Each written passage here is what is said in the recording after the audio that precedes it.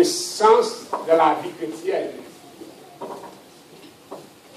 Attention à votre adoration, c'est le titre de ce soir. Attention à votre adoration. Nous adorons ma mère. Nous adorons Dieu. Matin, midi, soir. Mais ce soir, le prédicateur vous dit de faire attention. Ça, c'est capital pour ceux qui nous écoutent à la radio, qui nous suivent à l'Internet. Et vous qui êtes présents ce soir, je voudrais m'assurer que le message de ce soir passe. Soir après soir, Dieu nous donne des messages d'intérêt capital. Des messages de grand intérêt. Et nous avons besoin de demander à Dieu de nous aider pour comprendre. Nous aider à comprendre les différents messages de cette série. Je vous dis que le message du sanctuaire, c'est un message qui vient du cœur de Dieu. De la croix avec. C'est un message qui vient du sentiment de Dieu. C'est l'amour de Dieu qui nous donne ce message. Et ce soir, le thème de base du jour, c'est « Ils me feront un sanctuaire et j'habiterai au milieu ». Dieu veut habiter au milieu de nous. Pour ce faire, il nous enseigne, il nous instruit, il nous parle, il nous guide, il nous donne la vie pour obéir. Verset 9, Exode 9, verset 9, lisez pour voir. Il dit à son peuple, voilà, il y a son peuple, j'ai l'impression que ça ne marche pas. Ça devrait être, il me fait un sanctuaire, j'habite au milieu d'eux, fait selon le modèle que je te montrais. Donc ça, on a écrit mal, je ne sais pas ce qui s'est passé. Donc, le premier verset méditatif de ce soir, c'est Apocalypse 14, versets 6 et 7. Je ne sais pas, lisez-moi moi s'il vous plaît. Je vis un ange qui volait du ciel, ayant un évangile éternel pour annoncer aux habitants de la terre, à toute nation, à toute tribu et à toute langue et à tout peuple. Je voulais souligner pour vous dans le texte un évangile éternel. Ça veut dire quoi? Cet évangile transcende le temps. Le message, c'est un message éternel. Ce n'est pas pour le peuple d'Israël, mais c'est un message éternel. Nous sommes ensemble? Cet évangile éternel doit être annoncé aux habitants de la terre. Aux habitants de la terre. Précision. À toute nation. Toute tribu, toute langue et tout peuple. Tout peuple. Toute nation. Toute tribu. Cet évangile ne connaît pas de frontières. C'est un évangile éternel. Verset 7.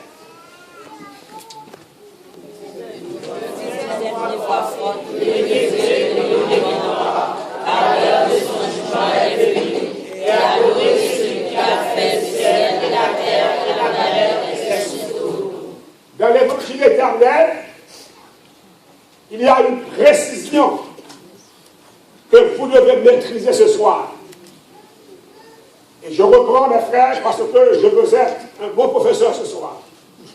Dans l'évangile éternel, il y a une précision. Regardez pour voir. Il disait d'une voix forte. Quoi? Craignez Dieu et donnez-lui gloire. Arrêtez. Craignez Dieu et donnez-lui gloire. Nous devons avoir la crainte de Dieu et nous devons donner gloire à Dieu. Ça n'arrête pas là.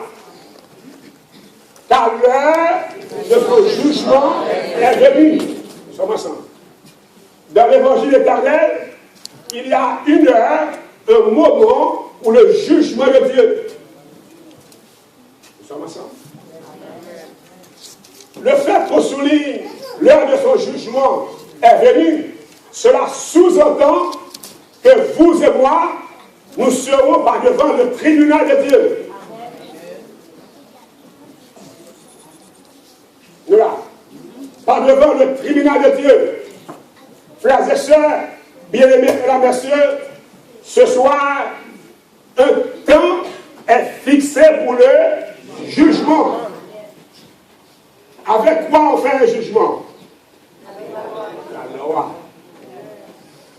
Un temps est fixé pour que les hommes rendront compte de la loi de Dieu.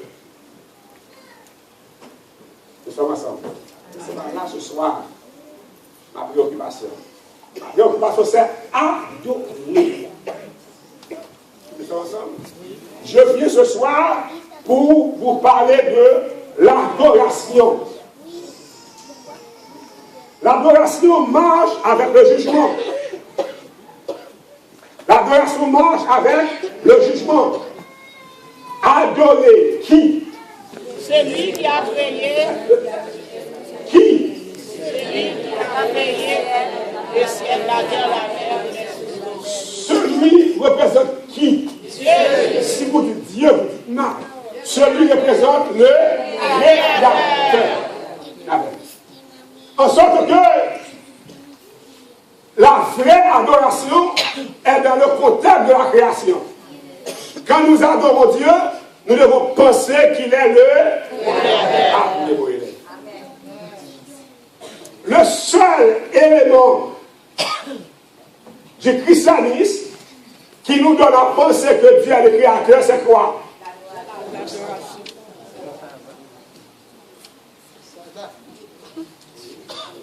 En sorte que, quand nous adorons Dieu, nous devons adorer le Créateur. Et le Créateur nous donne le jour d'adoration. Je ne vais pas m'arrêter sur ce jour. Mais je ne peux pas m'empêcher de vous dire que adorer celui qui a fait le ciel, la terre, la mer et les sources d'eau. Cela veut dire que l'apôtre Jean nous dit ici, si nous adorons, nous devons adorer dans le contexte de la création. Amen. En sorte que quand les autres disent que nous adorons Dieu, dans quel contexte? L'adoration nous renvoie, frères et sœurs bien-aimés, à la première semaine de la création. Quand nous adorons Dieu, nous pensons qu'il est le qu'il est le. Si Dieu n'était pas le Créateur, moi, le crème, m'a pas donné. Amen. J'adore Dieu parce qu'il est le Créateur. Et je reprends mon analyse théologique.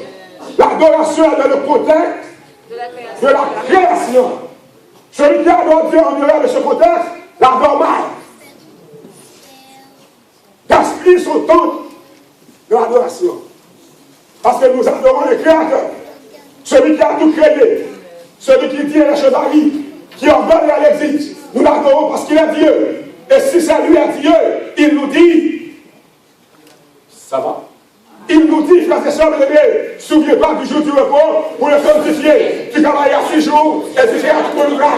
Mais le 7e jour est le jour du repos de l'Éternel, ton Dieu.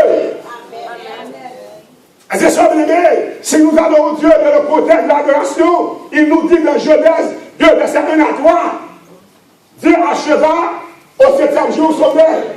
Dieu bénit, Dieu sanctifie le 7e jour. En sorte que l'adoration doit être dans le contexte de la création. Est-ce que je me fais clair? Amen. Non, si je fais cette analyse ce soir, c'est justement pour ouvrir une fenêtre et pour la fermer tout de suite. Mais nous allons voir la vraie préoccupation du message ce soir. Mais je voudrais m'assurer que vous compreniez, on ne peut pas adorer Dieu en dehors. Yes. En dehors de la création. Nous sommes ensemble. Amen. On ne peut pas adorer Dieu en oubliant qu'il est le Créateur. Regardez pour voir. Apocalypse 19, verset 9, elle dit, sans dire. Écrit, heureux ceux qui sont appelés au festin des noces de l'agneau. Il me dit, ces paroles sont les véritables paroles de Dieu. Verset 10. Et je tombé à ses pieds pour l'adorer. Mais je dis, donne-moi de le faire. Je suis son compagnon de service et celui de tes frères dans le témoignage de Jésus. Alors Dieu, dans le témoignage de Jésus, est l'esprit de la prophétie. Elle est surnommée. Cette scène est intéressante. L'apôtre aujourd'hui, et l'homme me dit, écrit, heureux ceux qui sont appelés au festin de noces de l'agneau. Il me dit, ces paroles sont les véritables paroles de Dieu. Et quand l'apôtre Jean voit le personnage mystérieux, il voit l'ange glorieux en sa présence. Qu'est-ce qu'il a fait? Il tomba à ses pieds pour l'adorer. Nous sommes ensemble? L'apôtre Jean tomba au pied de l'ange pour l'adorer. La réaction de l'ange. Mais il me dit, garde-toi de le faire. Attention. Ne fais pas ça. Je suis ton compagnon de service. Les êtres célestes sont nos compagnons de service. Ils ne sont pas là pour recevoir l'adoration. Ils sont là comme nous pour adorer Dieu. Amen. Non. Les anges ne reçoivent pas l'adoration. Ils sont là comme nous pour adorer Dieu. Ils sont nos compagnons de service. Et celui de faire qui ont le témoignage de la recommandation. Adore qui? Adore qui? Attention, bien-aimés. Seul Dieu mérite d'être adoré. Allez comprendre. Il a assuré de comprendre.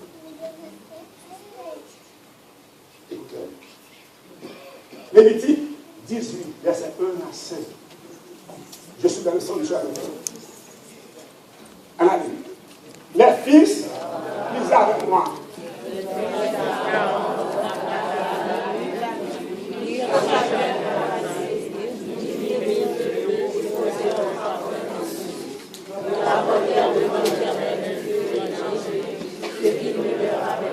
Vous vous rappelez que Dieu avait défendu de ne pas apporter en sa présence le feu étranger.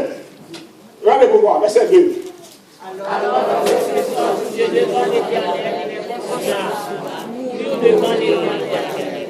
Vous vous rappelez? Dieu avait ordonné de ne pas apporter le feu étranger. Alors, le feu sortit de devant l'Éternel et les consuma. Il mourut devant l'Éternel. Vous vous rappelez que le feu étranger, c'est la prière. La prière de ceux qui n'obéissent pas à la loi de Dieu. Si quelqu'un détourne l'oreille pour ne pas écouter la loi, sa prière même est une abomination. Je ne m'arrête pas là, mais je voulais vous rappeler le feu étranger. Ceux qui prennent la prière comme un échappatoire pour dire que nous prions Dieu. Dieu accepte la prière des hommes et des femmes consacrés. Amen. Des hommes et des femmes obéissants. Et bien sûr, mesdames et messieurs, ce soir, au verset 3, il a dit, voyez qui à Aaron, c'est ce que l'Éternel a déclaré. Lorsqu'il dit, je serai sanctifié par ceux qui s'approchent de moi. Et je serai glorifié en présence de tout le peuple. Aaron garda le silence. Les deux fils d'Aaron sont morts. Quand Aaron est allé voir Moïse, Moïse dit à Aaron, c'est ce que l'Éternel a déclaré. L'Éternel avait déclaré ce qui s'est passé. Mais l'Éternel dit, je serai sanctifié par ceux qui s'approchent de moi. Je serai sanctifié. Nous ne sommes pas devant un passif. je serai sanctifié. Nous sommes responsables, frères et sœurs bien-aimés, de la sanctification du nom de Dieu. Nous devons agir dans l'obéissance. Je serai sanctifié par ceux qui s'approchent de moi. Et je serai glorifié en présence de tout le peuple. Aaron garda le silence. Les deux fils d'Aaron sont morts. Regardez-moi. Verset 4. Et Moïse appela Michaël et Elzaphan, fils d'Isiel, homme d'Aaron, et il leur dit, approchez-vous, emportez vos frères loin du sanctuaire, hors du camp. Les frères sont nous saluons le docteur Lunès, devenez docteur.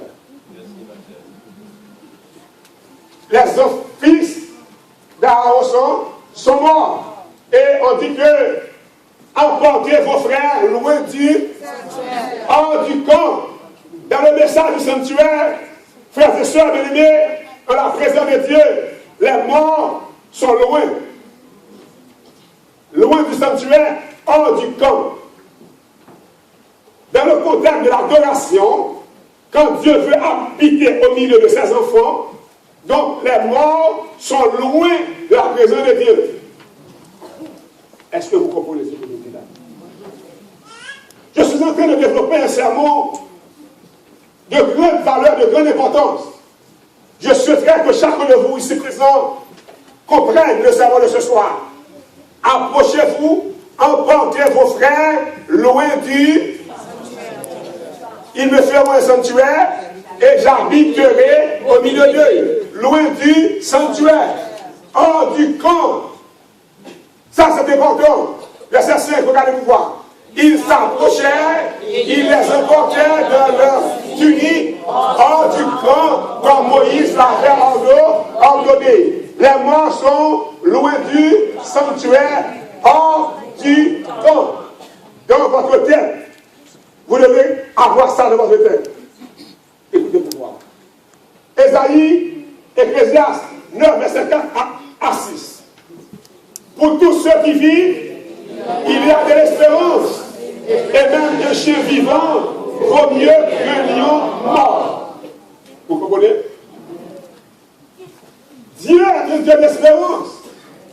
Après la mort, l'espérance a fini.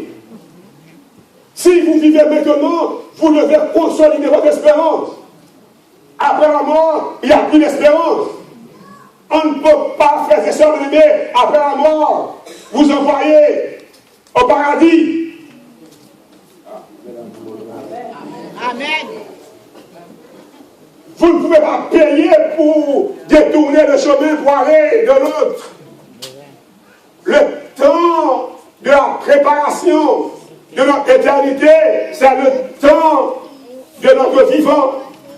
Tandis que nous sommes vivants ce soir, nous devons préparer notre éternité. Et c'est sûr, bien-aimés, Ecclésiaste dit, pour tous ceux qui vivent, il y a deux.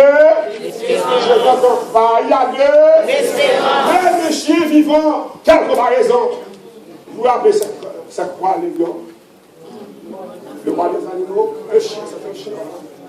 On dit quand le roi des animaux est mort, un chien vivant a plus de valeur que lui. Après la mort, il n'y a rien. Voilà pourquoi Dieu demande d'emporter les deux fils d'Aaron loin du sanctuaire, hors du camp. Ils n'ont plus d'espérance. C'est fini pour eux. Verset 5. Lisez. Les morts ne savent rien, et il n'y a pour eux ni de salaire, ni de retour.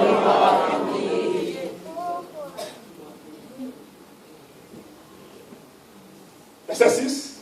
Et leur amour et leur haine et leur envie ont déjà péri, et ils n'ont plus jamais aucune part à ce qui se fait sous le soleil.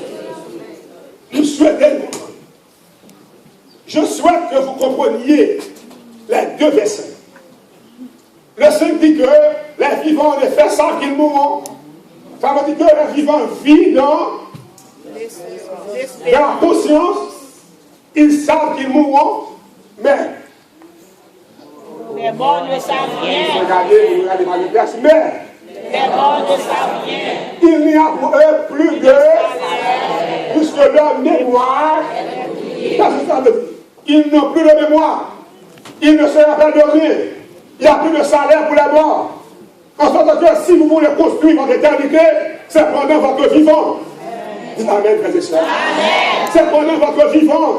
On n'a pas à payer après la mort pour vous devoir au paradis. On n'a pas à construire votre paradis après votre mort. C'est maintenant que vous devez construire votre éternité. Verset 6, il a dit, et leur amour, leur haine, leur envie ont déjà péri. Ils n'auront plus jamais aucune part à tous ceux qui se fait sous le soleil. Deux choses à vous expliquer. Haine, envie, amour, tout fini. Quand vous voyez ensemble que votre grand-mère ou votre grand-père vous dit qu'il a envie de manger quelque chose, tandis qu'il est déjà mort, c'est le diable qui prend le visage de votre parent. Parce que les morts ne savent rien. Leur amour, leur haine, leurs envies ont déjà péri.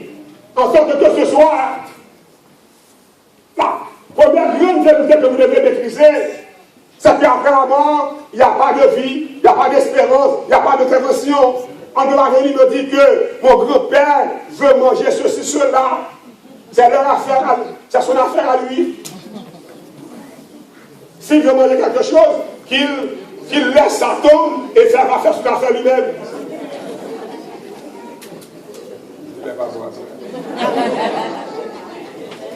En sorte que, frères et sœurs, bien-aimés, mesdames, messieurs, après la mort de mes parents, c'est fini. Ce que je fais moi-même, j'achète le cercueil, je paie une maison funèbre, de l'argent pour préparer pour moi les funérailles, et après la cérémonie, c'est fini. Tout le reste est diabolisé. Tout le reste est diabolique. Frères et sœurs bien-aimés, est-ce que vous comprenez le verset? Les morts ne savent rien. Et je fais lentement. La première chose que vous devez retenir avec moi, l'adoration revient à Dieu et à Dieu seul. D'accord? Les morts ne savent rien. Deux choses. Ok? Marc 12, verset 27. Jésus parle. Jésus dit, Dieu n'est pas le Dieu des morts, mais des vivants. Vous êtes grandement dans l'erreur. Amen. Voilà pourquoi Dieu a demandé à Moïse de prendre les filles d'Aaron et de les emmener loin du sanctuaire, hors du camp, parce qu'il n'est pas le Dieu des morts. Il est le Dieu des vies, des vivants. Est-ce que vous voyez un jour les morts viennent et de leur tombe et puis ils prennent les rues du Canada pour dire gloire à Dieu, gloire à Dieu, gloire à Dieu? Qui peut faire ça, frères et sœurs? Les vivants. Je ne sais pas si on fait au Canada, mais dans mon pays là où je dirige, parfois je mets des milliers de gens dans les rues pour dire, c'est l'Éternel qui a Dieu, il a Dieu, il a Dieu, il a Dieu, d'éternité en éternité. Mais je ne peux pas aller dans la tombe, prendre les adventistes qui sont déjà morts, pour leur dire, venez avec moi, je vais faire une manifestation pour Dieu. Ils ne peuvent pas venir. Voilà pourquoi Dieu est le Dieu des vivants. Amen. Amen. Ce soir, je viens vous dévoiler une vérité très subtile. Peut-être ça fait longtemps que vous suivez les campagnes d'évangélisation, mais ce soir, je suis prêt que l'Esprit de Dieu vous fait voir, vous fait comprendre cette vérité subtile. Regardez pour voir. Dieu n'est pas le Dieu des morts. Je reprends mon message. L'adoration revient à Dieu et à Dieu seul. Les morts ne savent rien. Dieu n'est pas le Dieu des morts. Exode 20, verset 3 à 6. Lisez. Tu n'auras pas d'autre Dieu devant ma face. Lisez pas. Tu n'auras pas d'autre Dieu devant ma face. Dans le pays, on ne va pas parler, on va se calmer, mais ça, on y va. Tu n'auras pas d'autre Dieu devant ma face. Verset. Tu ne te feras point agréer, ni de représentation quelconque des choses qui sont en haut des cieux, qui sont en bas de la terre, et qui sont les choses de bas de la terre. Verset 5. Tu ne te prosterneras pas devant elle, tu te laisseras par rapport à l'Éternel ton Dieu, je suis le Dieu jaloux, qui punit l'iniquité des pères sur les enfants, je sais que les haïs. Je voulais vous faire voir une seule chose. Tu ne te prosterneras point devant elle. Elle représente quoi? Les images. Les images taillées. Eh bien, pour ceux qui prosternent devant les images, Dieu dit, ils me haïssent. Vous comprenez? Ils me haïssent. Vous pouvez imaginer combien de millions de gens qui adorent Dieu en haïssant?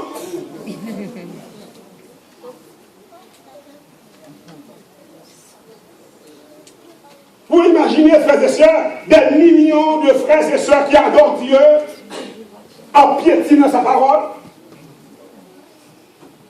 Verset 6. Et qui fait miséricorde de son génération à ceux qui viennent et qui gardent le commandement. Ce soir, mesdames, messieurs, sœurs et frères bien-aimés, tu n'auras pas d'autre Dieu devant ma face. En une seulement, il y a 300 millions de dieux.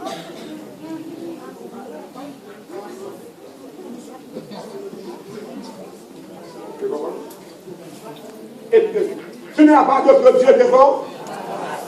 En une seulement, il y a 300 millions de faux dieux.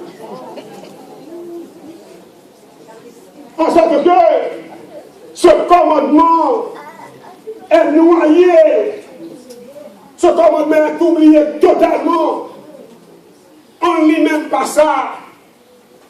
Oh, ce soir, frères et sœurs, mesdames, messieurs, Dieu nous demande de ne pas avoir l'image taillée de notre Dieu en sa présence. Ce soir, lisez Psaume 115, verset 1 à 7. Donc, elle veut voir ces nations d'elle. Verset 1.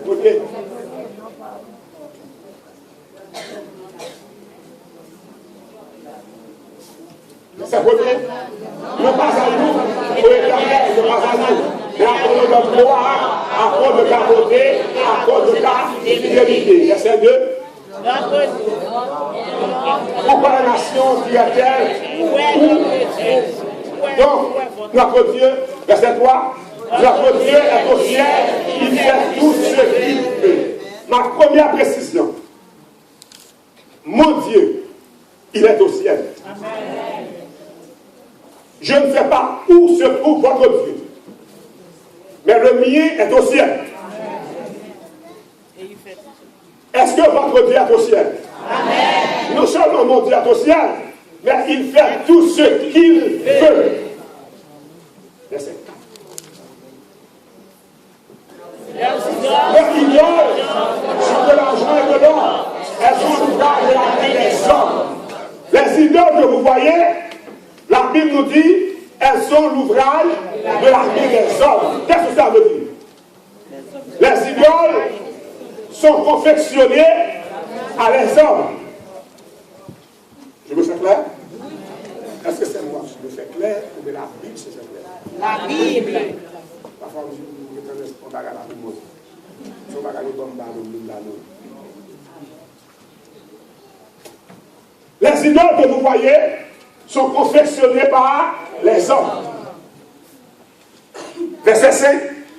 Elles ont une bouche et ne parlent point.